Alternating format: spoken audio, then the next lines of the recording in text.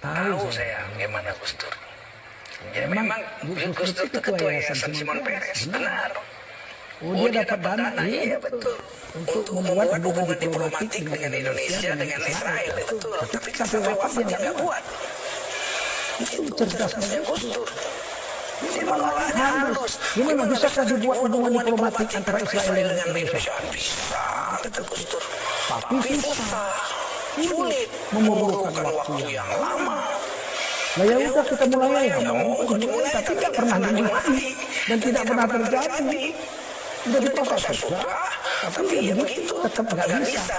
Ketika kemudian orang-orang dari Israel memaksa cepet, itu waktu perlu cepet. Justru enak aja kalau disiarkan di depan umum. Sebagai presiden dia bilang, saya ini kepingin kita itu membuat hubungan diplomatik antara Indonesia dan Israel. seluruh Indonesia marah.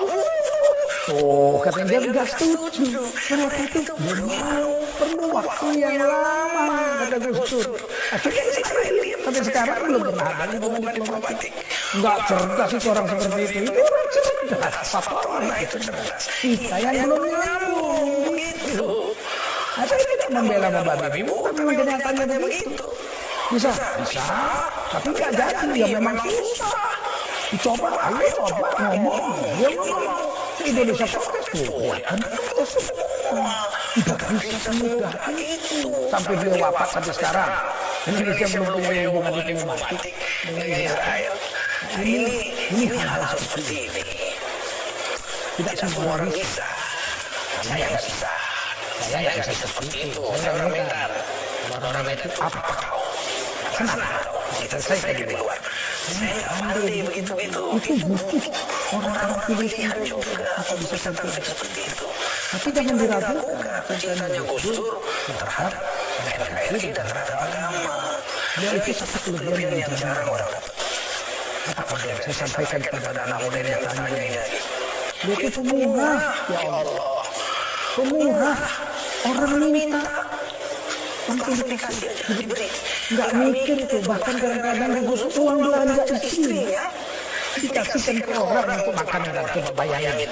Kami istrinya nanya, Mas, duitnya udah tak kasih orang, tapi ada orang kesusahan. Lah kita gimana? Kita kan belum susah. Kalau kita minjem orang masih percaya lah, kalau dia minjem nggak percaya orang. Sampai sebegitu, jangan main-main. Ini orang punya kelebihan, punya kekurangan. Jadi kita jangan memfitnah orang sesuatu yang kita tidak tahu. Kita berdosa nanti. Ada satu kelebihan Gus Dur yang pernah membuat saya menangis. Saya ceritakan ini ya. Saya tidak menjilat Gus Dur sudah wafat, nggak ada urusan. Saya nggak minta jabatan dari bicara saya ini. Kalau saya mau jabatan, zaman Gus Dur saya tidak nawari jabatan. Saya nggak mau saya. Apa katanya? Satu hari saya duduk di VIP room airport Pekanbaru, saya gubernur. Saya duduk di ruang tunggu gubernur untuk menunggu pesawat terbang. Waktu itu ada TV warna tokoh kita, ada Liputan. Saya minum teh, habis selesai di situ menunggu pesawat. Tiba-tiba muncul di tokoh kita itu Gus Dur. Gus Dur sudah wafat. Tokoh kita begini-begini, kemudian ibu belum wafat Gus Dur. Ibu Sinta Nuria diwawancarai. Apa sih kelebihan Gus Dur itu? Kata wawancara itu kepada Ibu Sinta Nuria. Kemudian Ibu Sinta mengatakan sebagai istri beliau sekian tahun. Kelebihan Gus Dur itu yang saya rasakan sangat menonjol. Tidak pernah komplain soal makan. Kemudian apalah Gus Dur duduk di tempat tidur amben kecil itu, pakai celana sedengkul, pakai kaos makan, lauknya itu cuma ayam goreng paha sebuah, nggak ada sayurnya, nggak ada sambalnya, nggak ada kecapnya, nasi putih. Jadi nasi putih ayam, di sendok nasinya ke mulut pakai sendok, ayamnya digerawat pakai tangan. Kemudian Gus Dur makan nasi tinggi gitu. Jadi itulah kelebihan Gus Dur yang membuat saya itu bahagia, kata Ibu Sinta Nuria salah satunya. Seumur hidup perkawinan kami beliau tidak pernah komplain soal makanan. Saya langsung keluar dari situ nangis. Sebab kelemahan saya paling besar adalah komplain makanan. Saya sejak kecil ibu saya itu pandai masak, dan saya anak laki-laki satu-satunya.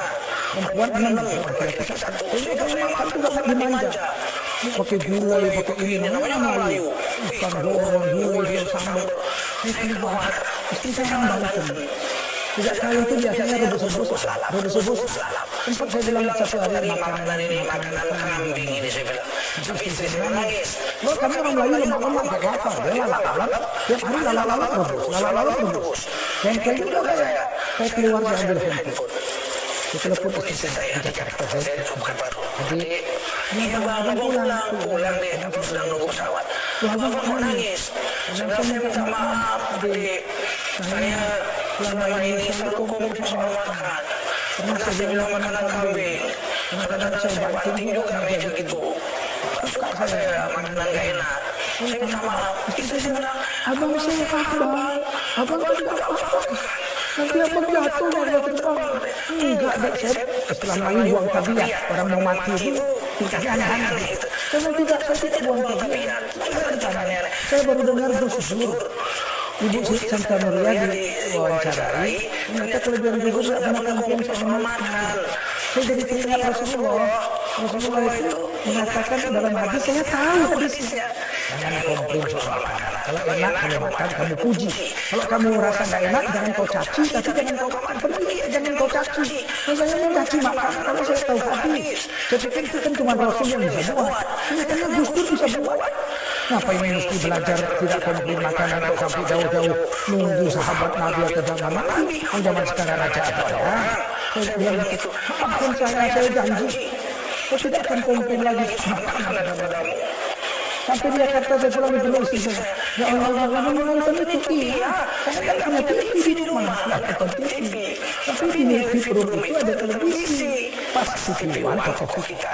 Jadi saudara, saya tidak menggilai Gusdur sudah wafat, nggak ada pejabatan saya katakan ini. Tapi wajib menceritakan orang yang sudah wafat itu kebaikannya saja.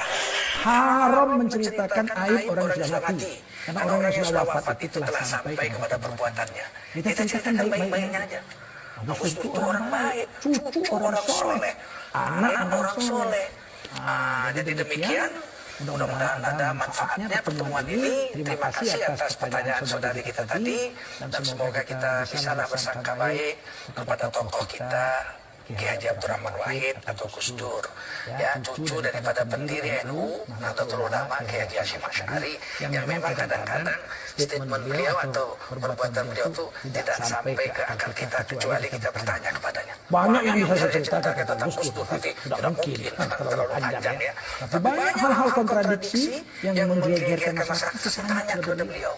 Dan beliau menjawabnya saya terkejut gitu. Kadang-kadang dengan ilmu semantik, saya kan dosen semantik 30 tahun saya. Dengan ilmu semantik itu saya kaget. Hebat sekali.